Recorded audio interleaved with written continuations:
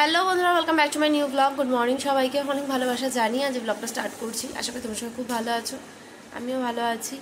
আজকে হচ্ছে বৃহস্পতিবার আর এখন সময় হচ্ছে 10টা 15। ঘুম থেকে আজকে উঠতে না লেট হয়ে গেছে। আজকে তোমাদের দাদা ডাক্তার দেখানোর ডেট, আর তোমাদের দাদা আজকে বলেছিল আমাকে যেতে। তো ঘুম থেকে উঠেছি 9টা 10 বাজে তখন। তো উঠলাম, উঠে বাসি কাজ ছাড়লাম, বাসন ছিল অনেকগুলো, সেগুলো মাজলাম, ঘর ঝাড় দিলাম, স্নান করলাম, এই পুজো দিয়ে উঠলাম। আজকে তোমাদের দাদার সাথে আমিও যাবো। তোমার দাদা উঠে স্নান টান ওর কমপ্লিট হয়ে গেছে। এখন হচ্ছে শুনুকে নিয়ে সমস্যা, শুনুকে ওই বাড়িতে রেখে যাবো। তো শুনু দেখো এখনও ঘুমোচ্ছে, এই দেখো, ওকে ডেকে ডেকে মোটে তোলা যাচ্ছে না। আর আমার এত ঠান্ডা লেগেছে, নাক মাক জ্বলে যাচ্ছে, চোখগুলো মনে হচ্ছে ভারী, আমি চোখ খুলতে পারছি না, এত কষ্ট হচ্ছে।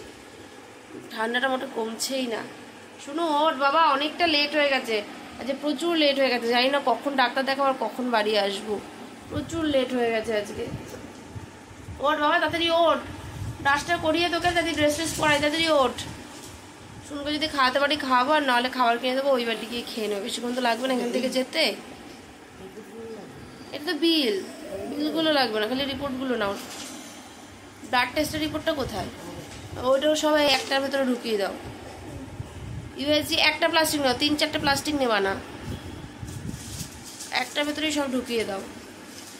আজকে দেখি কি বলে ডাক্তার। এর আগের দিন গেলাম রিপোর্ট করতে দিলে ইউএসজি, তারপরে আবার গেল সামনে বৃহস্পতিবার, তো এই টেস্টগুলো দিল। এবার এই টেস্টগুলো নিয়ে যাই, দেখি আর কি বলে, জানি না। এটা হচ্ছে তোমার, হ্যাঁ ওটা ওই গ্রিন ভিউর, ওটা মনার। হ্যাঁ, এখন ওকে তুলি, দেখি তুলে ওকে রেডি করাই, আমরা রেডি হয়ে ঝটপট বেরোই। 10টা 15 বাজে, বলো কখন যাবো জানি না, ভালো লাগছে না। রেডি হয়ে গেছি, বাড়িতে ফোন করলাম, মা ফোন করেছিল, আমি করিনি। তো মা বললো দাদুর অবস্থা নাকি খুবই খারাপ, কালকে রাত থেকে দাদুর প্রচণ্ড বমি হচ্ছে, ব্যথা হচ্ছে, মানে উঠে দাঁড়ানোর মতো ক্ষমতা নেই। তো দাদুকে হয়তো হসপিটালে ভর্তি করতে হতে পারে আজকে। শুনুকে তো বলেছিলাম ওই বাড়ি দিয়ে আসবো, যার পরে তো মা বললো যে তাহলে পাঠাস না, যদি ইমিডিয়েট নিয়ে যেতে হয় দাদুকে তাহলে শুনুকে কার কাছে রেখে যাবে। ওই জন্য বাড়িতেই ওকে রেখে যাচ্ছি। ও ঠাম্মা রয়েছে, নুকাই রয়েছে, দেখবে। ওকে ম্যাগি করে দিলাম, ওই যে ম্যাগি দিয়েছি, এই যে বসে রয়েছে। অবলা, এদের খালি বাটি হাতে দিলেই হয়ে যাবে, দুটোকে ওরকমই লাগছে দেখতে। তো যাই, এখন বেরোই, 11টা বাজে, তাড়াতাড়ি চলে আসবো। শুনে যেহেতু রয়েছে আরোই লেট করবো না, ঝপাঝপ চলে আসবো। আর এমনি ওখানে লেট করতে কিছু না, ডাক্তার দেখানো বলেই বাড়ি চলে আসবো, এটাই হচ্ছে বিষয়। হ্যাঁ, কতক্ষণ লাগবে? 2টো বেজে যাবে বাড়ি আসতে আসতে। স্নানটা করে নিবি, ঠিক আছে? স্নান করে জামা ওখানে রয়েছে, হ্যাঁ দিদি করিয়ে দেবে, দিদি ধুয়ে দেবে স্নান করালে। আর না করাতে পারলে করার দরকার নেই, স্নান টান ড্রেসটা চেঞ্জ করে খালি জামা প্যান্ট পরে নিবি, মাথায় তেল দিয়ে নিবি। হ্যাঁ হ্যাঁ, নিয়ে আসবো। চলো যাই, দেখি কি বলে ডাক্তার আজকে।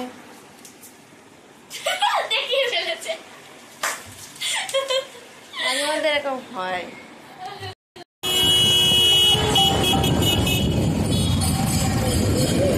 বিশাল রোদ, বিশাল, দেখানো যাচ্ছে না রোদের দিকে। বাড়ি থেকে তো কিছু টিফিন করে আসেনি, তো হাফ রাস্তায় এসে দাঁড়ালাম, ওই যে কচুরি খাচ্ছি, কচুরি খেয়ে তারপরে যাবো। খিদেও পেয়েছে বড্ড, 11:30টা বাজে। চলে এসছি হসপিটালে। যা রোদ আজকে, বাইরে বেরিয়ে আছে, জীবন বেরিয়ে যাচ্ছে, যা রোদ, বাপ রে বাপ। এখনো গরমের গও পড়েনি, এরপরে গরম পড়লে কি হবে, সেই লেভেলের রোদ আজকে। কতক্ষণ লাগবে কে জানে, 12টা বাজে না, 12টা বেজে, ঘড়ি পরে আসেনি, ঘড়ি দেখছে হাতে, দেখি কতক্ষণ লাগবে। ডাক্তার দেখানো হলো না, ডাক্তার 12 জনের বেশি দেখবে না, অ্যানাস্থেশিয়ার ডাক্তার চলে যাবে 2টোর পরে, এখন বাজে 1:45। তো বললো 12 জনের বেশি দেখাবে না, তোমাদের দাদার সিরিয়াল নাম্বার ছিল 18, তো বললো আবার পরের দিন আসতে। ও আবার পরের দিন আসবে, সোমবার কি মঙ্গলবার আসবে। কালকে তো দোল, আর হবে না, পরশু দিনও আশা করি হবে না, একেবারে সেই আবার সেই সোম মঙ্গলবার। এই জন্য না সরকারি হাসপাতালে এই একটা সমস্যা হয়, ডেটের পর ডেট, ডেটের পর ডেট, এরা মানে ডেটের পর ডেট দিয়ে যাবে, ওদের সময়ের দাম আছে, আমাদের সময়ের দাম নেই। এখন যাই বাড়ি, আর কি করব। এখন এসেছি তোমাদের দাদার দোকানের এখানে, তোমাদের দাদা বাইক রেখে গেছিলো, আনতে গেল, 2:30 বাজে এখন। তো বললো তাহলে হোটেল থেকে এবারে খেয়ে যাও, তাহলে রান্না করতে হবে না। ও হোটেলে খায়, যে হোটেলে খায়, বললো দাঁড়াও আমি বাইকটা নিয়ে এসে একবারে খেয়ে দে, রেস্ট নিয়ে তারপর যেও। তো ভালোই হলো, বাড়ি থেকে রান্না করতে হবে না, দেখলাম খেয়েই যাই, কারণ বাড়ি যেতে 3টে বেজে যাবে, খাবো কখন, রান্না করবো কখন, ওই জন্য হলাম থাক খেয়েই যাই, ভালোই হবে, বাইকটা নিয়ে আসলে তারপর যাবো।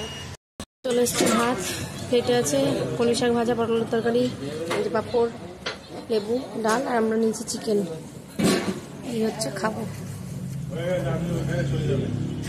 খাওয়া দাওয়া সেরে তোমাদের দাদার দোকানে এসেছি। তোমাদের দাদা বললো যে এখন ভীষণ রোদ, যেও না বাড়ি, এই রোদের মধ্যে যেতে গেলে দেখা গেলো রাস্তায় পড়ে গেলে, বলে তাহলে দোকানে চলো একটু রেস্ট নিয়ে তারপর একটু রোদটা পড়লে যেও। শুনুর একেবারে আবির নিয়ে যাবো, শুনু ফোন করে বারবার বলছে খালি আমার জন্য রং নিয়ে আসবে, রং নিয়ে আসবে। তো একবার বিকেলবেলা দোকানটা খুললে রং টং নিয়ে একবার বাড়ি যাবো। খাওয়া দাওয়া হয়ে গেছে, আর তো কোনো সমস্যা নেই। ওই জন্য বললাম বসেই যাই। এত গরম লাগছিল, মাথা গরম হয়ে গেছিলো পুরো। একটু ঠান্ডা হয়ে নিয়েছি, একটু পরেই বেরোবো, রোদটা কমলেই বেরিয়ে যাবো। 3:30 বাজে, 4টে 4:30 নাগাদ বেরিয়ে যাবো। 4:30 করবো না, 4টে বেরিয়ে যাবো। হ্যাঁ আমি বসে থেকে কি করবো এতক্ষণ, বাড়িতে গিয়ে কাজ রয়েছে। আমার এখন পাচ্ছে ঘুম, এসি চালিয়েছে এখন, এসির হাওয়াটা লাগছে, মাঝে ঘুমিয়ে পড়ি এখানে, বেকারে তো ঘুম পাচ্ছে। এখন বাজে হচ্ছে 4:45, এখন বেরোবো। তোমাদের দাদা আইসক্রিম নিয়ে আসলে, ওর জন্য একটা আমার জন্য একটা খাই, খেয়ে দিয়ে বেরিয়ে যাবো। অনেকক্ষণ বসে আছি, আর বসে থাকলে হবে না, আমার ঘুম পাচ্ছে এখন।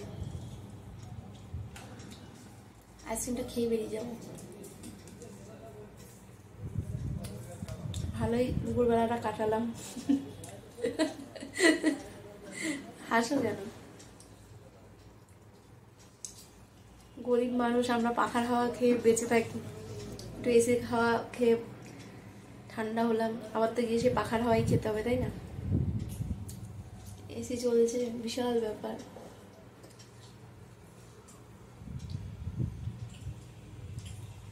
আমি এবার উবের বুক করে গরমকালে চলে আসবো দোকানে, দোকানে এসে থাকবো। এখন দেখি আবির নেই না, আবির আবির কি কালার নেবে? লাল একটা নাও, একটা লাল, বেগুনি, গোলাপি, সবুজ। বাড়ির কাছে চলে এসেছি, আর হেঁটে যেতে পারছি না। আর সময় একটা বিরিয়ানির চাল নিয়ে আসলাম, কালকে বিরিয়ানি হবে, ওই জন্য করে চাল নিয়ে আসলাম। কি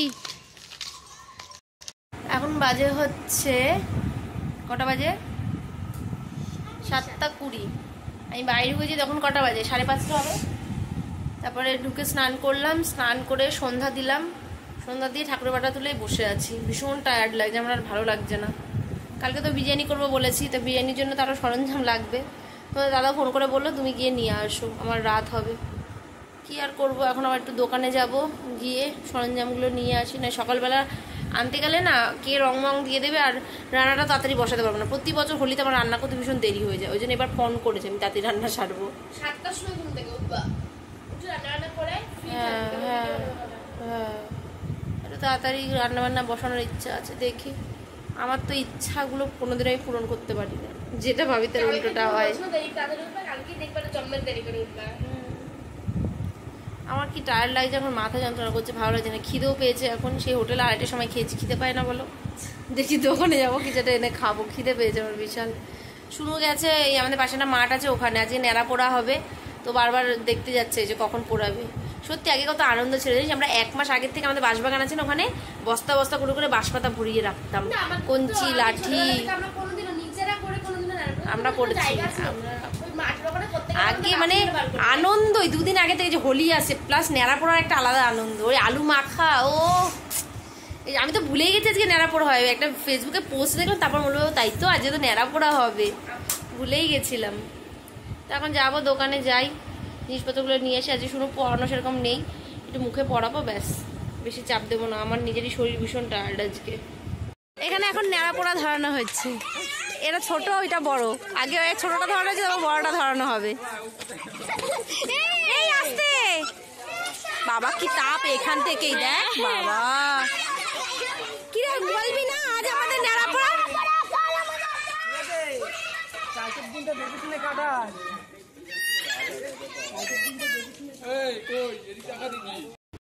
আমি বসেছি খেতে, আলু সেদ্ধ আর ডিম সেদ্ধ দিয়েছিলাম, আলু সেদ্ধ দিয়ে ভাত মেখেছি ঘি দিয়ে, এই যে ডিম সেদ্ধ, আর সোনুর ঠাম্মা ওকে মাছ ভাজা দিয়েছে, আলু ভাজা দিয়েছে, আর এই যে রুটি। দুপুরে আলু ভাত খেয়েছি, এখনো খেয়েছি, দুপুরে খাওয়াটা এগিয়ে হয়েছে, এখন এগিয়ে হয়েছে। তাই দুপুরে আলু ভাত, ডিম নেই। এখন বাজে হচ্ছে 11:30। আজকে এত গরম, সব ঘরে জানলা দরজা সব খুলে দিয়েছি, পর্দাও তুলে দিয়েছি ঘরের, এত গরম লাগছে। হঠাৎ করে আজকে এত গরম দিয়েছে, মানে হঠাৎ করে সহ্য করা যাচ্ছে না। তার মধ্যে সারাদিন জার্নি হয়েছে, একটু বিছানা পিঠা করার সময় পাইনি। ওই ন্যাড়াপোড়া দেখে এসে গেছিলাম দোকানে, দোকান থেকে টুকটাক জিনিস আনা ছিল কালকে বিরিয়ানি করব বলে, সেগুলো সব নিয়ে আসলাম। নিয়ে এসে ভাত বসালাম, আবার শুনুর বই খাতাগুলো সব বের করলাম, আজকের পড়াটাগুলো লিখলাম। শুনুকে আর পড়ানো হয়নি, ওকে পড়তে বসতে বললাম, ও না আজকে পড়বো না করতে করতে পড়া হয়নি, রাত হয়ে গেছে। তো আমি লেখাগুলো লিখে আবার ভাত বসালাম, ততক্ষণ তোমার দাদা চলে এসেছিলো। তা ভাত বসিয়ে এই খাওয়া দাওয়া সব সারলাম, ঘরদোর গুছালাম। কি কাশি হয়েছে, তার মধ্যে আবার দাদুর খুব শরীর খারাপ, মা আবার দাদুকে নিয়ে আজকে হসপিটালে ভর্তি করিয়েছে একটু আগে। তো সেই ফোনে কথা বলছিলাম, ওই একটা টেনশন, মানে ভালো লাগছে না মোটে। শরীর আজকে এত ধকল গেছে গরমের মধ্যে, কিছুই করিনি, কিন্তু এই যে জার্নিটা না এটাই সহ্য হয় না। একটু এসে এখনো বিছানায় পিঠ ঠেকাতে পারিনি, ভীষণ মাথা যন্ত্রণা করছে, মানে আমি চোখটা মেলে পুরো ফুল তাকাতে পারছি না, এত কষ্ট হচ্ছে। আর এই দুটো জায়গা আর এই মাথার দুই সাইড, এই দুটো জায়গায় আমার যন্ত্রণা হয় সাইনাসের প্রবলেমের জন্য।